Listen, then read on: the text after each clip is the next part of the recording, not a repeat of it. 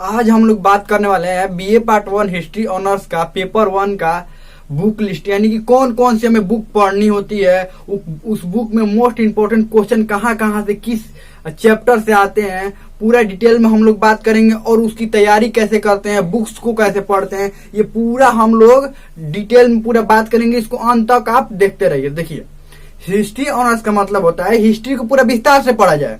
विस्तार से मतलब इतना कि आपका जितना सिलेबस में दिया हुआ है। लेकिन बहुत सारे बच्चे ऐसे होते हैं जो मॉडल पेपर या गेस्ट पेपर को बस पढ़कर समझ लेते हैं कि हम बहुत कुछ पढ़ लिए हैं। देखिए, मॉडल पेपर या गेस्ट पेपर इसलिए होता है कि आप चेक कर सके, परीक्षा के 2-3 महीने पहले आप चेक कर सके कि आप अच्छा तरीके से पढ़े हैं या नहीं पढ़े हैं। लेकिन नहीं, बहुत सारे बच्चे ये करते हैं कि मॉडल पेपर या गेस्ट पेपर पढ़ते हैं और सोचते हैं कि हाँ हम पढ़ लिए। देखिए, आप हिस्ट्री ऑनर्स लिए हैं तो पढ़िए हिस्ट्री, क्या दिक्कत है, समय भी भरपूर रहता है और बुक भी है बहुत अच्छा। देखिए, हिस्ट्री पढ़ने में कोई दिक्कत नहीं, बहुत अच्छा से समझ में आता है। ये तो हिस्ट्री कहानी की तरह होता है, एक कहानी की तरह होता है, बस इसको थोड़ा सा समझना होता है।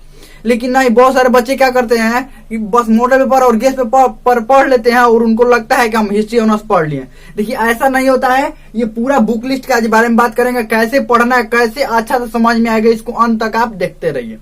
तो देखिए, सबसे पहले हम लोग बात करेंगे कि ये पेपर 1 में पढ़ना क्या होता है। इसका थोड़ा सा सिलेबस, हल्का सा सिलेबस देखेंगे, ज्यादा नहीं, थोड़ा सा सिलेबस देखेंगे पढ़ना क्या होता है। देखिए, कहाँ से प्राचीन, इसमें पढ़ना होता है प्राचीन भारत का इतिहास, भारत का इतिहास, यानी कि इसमें प्राचीन भारत का इतिहास। देखिए, कहां से कहां तक पढ़ना होता है। प्रारंभ से लेकर 650 ईस्वी तक पढ़ना होता है। अगर पूरा सिलेबस का वीडियो देखना चाहते हैं, हाँ पूरा देखना चाहिए आपको, तो प्ले लिस्ट में आप जाकर देख सकते हैं। लिंक डिस्क्रिप्शन में प्ले लिस्ट का मिलेगा, आप जाकर देख सकते हैं, क्योंकि आपको पूरा सिलेबस जानना जरूरी है, कैसे कैसे सिलेबस होता है। देखिए, तो आपको पढ़ना होता है प्रारंभ से लेकर 650 ईसा पूर्व तक पढ़ना होता है। बुक के बारे में बताएंगे, रुकिए पहले ये समझ लीजिए। तो प्राचीन भारत का इतिहास पढ़ना होता है, मतलब प्राचीन यानी कि पुराना, जो मतलब जो एंशियंट टाइम का जो हिस्ट्री है वो हमें पढ़ना होता है। हिस्ट्री को 3 पार्ट में बांटा गया है, एंशियंट, मिडिवल और मॉडर्न। यानी कि उसको बोलते हैं प्राचीन इतिहास, उसके बाद मध्यकालीन इतिहास और उसके बाद आधुनिक इतिहास।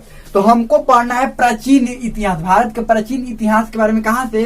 प्रारंभ से लेकर 650 ईसा पूर्व तक। प्रारंभ का मतलब पाषाण काल से, पाषाण काल से लेकर यानी पत्थरों का काल से लेकर मानव की उत्पत्ति सब इसमें पढ़ना और 650 ईसा पूर्व तक पढ़ना होता है।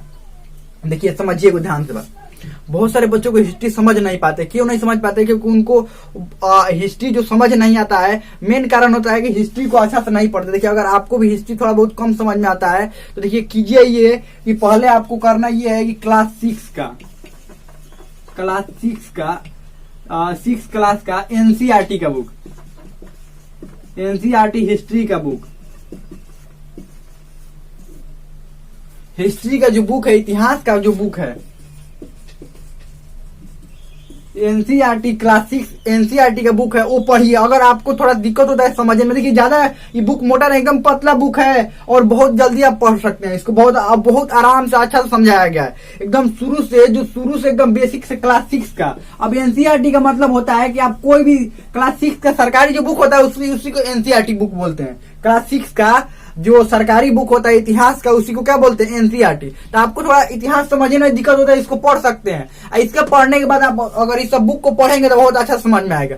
अगर नहीं भी पढ़ना चाहते तो कोई दिक्कत नहीं है, ये भी बुक समझ में आपको आएगा अगर अच्छा से पढ़िएगा तो देखिए, ये पढ़ना है तो पढ़ सकते हैं, कोई दिक्कत नहीं है।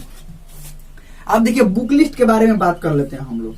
कौन कौन सी बुक? तो हम पढ़ना क्या है? प्रारंभ से लेकर 650 ईसा पूर्व तक। तो देखिए, जब आपको पता चल गया कि यहाँ से यहाँ तक पढ़ना है, जब आपको पता चल जाएगा, मान लीजिए पटना से आपको दिल्ली जाना है, पटना से दिल्ली जाना है, तो आप खुद से नहीं पता लगा सकते हैं कि ट्रेन कौन सी पकड़नी होगी। किसी को भी मान लीजिए पटना से दिल्ली जाना होगा तो खुद से नहीं पता लगा सकता है कि पटना से दिल्ली कौन कौन सी ट्रेन जाएगी, कौन अच्छा है।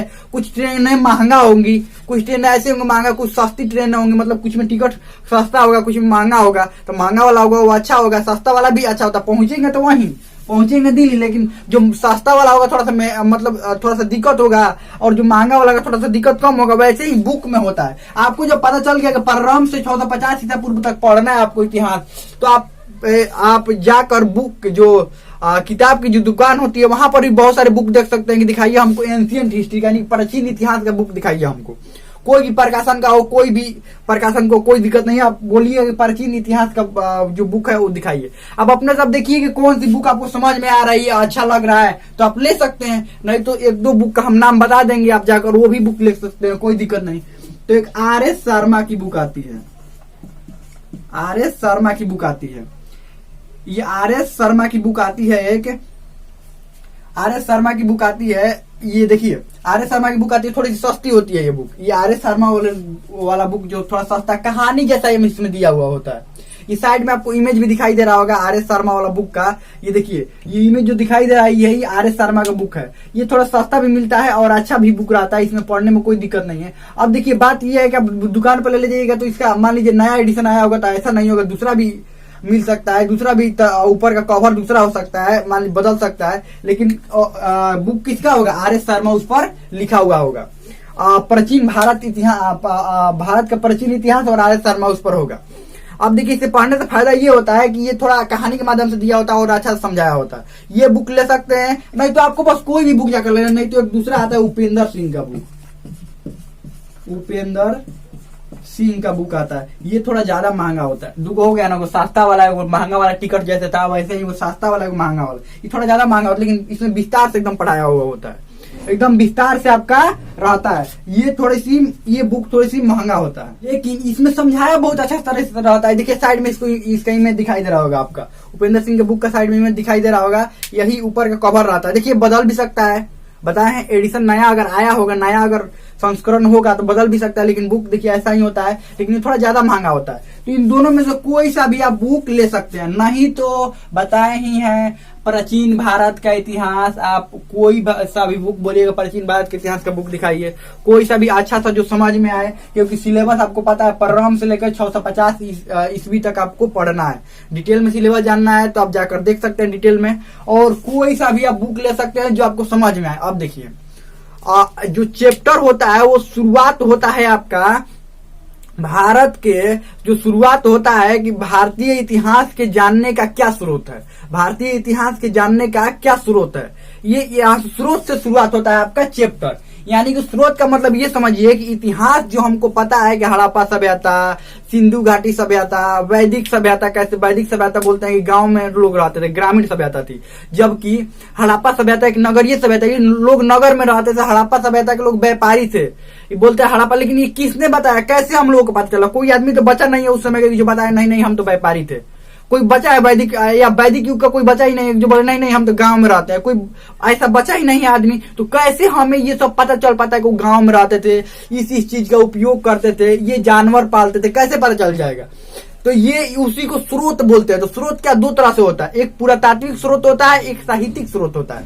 पुरातात्विक स्रोत में आता है ये है कि जो आपके उत्खनन द्वारा यानी कि खुदाई द्वारा, जो वहां के जगह जहां पर वो लोग रहते थे, सिंधु घाटी के मान लीजिए लोग जहां पर रहते थे, खुदाई द्वारा जो कुछ भी मिला है, जैसे मृत भांड यानी कि मिट्टी के बर्तन मिले हैं और बहुत सी उनकी चीजें मिली हैं, और तो इन सब से पता लगाया जाता है कि हाँ जब मिट्टी के बर्तन होगा और उनके घर मिले हैं तो ये ऐसे रहते होंगे, नालियां मिली है, सड़क मिले है तो ऐसे जाते होंगे, ऐसे व्यापार करते होंगे, ये सब अनुमान लगाया जाता है। और साहित्यिक स्रोत का मतलब ये हुआ, उनका तो कोई साहित्यिक स्रोत नहीं मिला सिंधु घाटी वालों को, क्योंकि पढ़ा ही नहीं जा चुका, वो क्या लिखे हैं पढ़ा ही नहीं जा चुका। जो लिख कर जाते हैं उसको साहित्यिक स्रोत बोलते हैं, और जो उत्खनन द्वारा मिलता है उसको पुरातात्विक स्रोत बोलते हैं। तो यही होता है साहित्यिक, तो वही स्रोत से शुरू करना है और यहां से लेकर 650 ईस्वी तक पढ़ना है।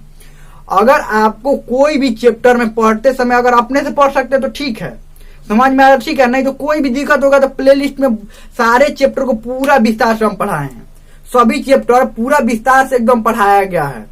जैसे हिस्ट्री ऑनर्स पढ़ाया जाता है पूरा विस्तार से होता है, वैसे ही पूरा विस्तार से कई पार्ट में उसको बांट कर पढ़ाया गया है। आप जाकर वहां से भी देख सकते हैं और बुक भी पढ़ सकते हैं।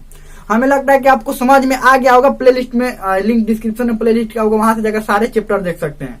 तो ये हमें लगता है कि आप लोगों को अच्छा समझ में आ गया होगा।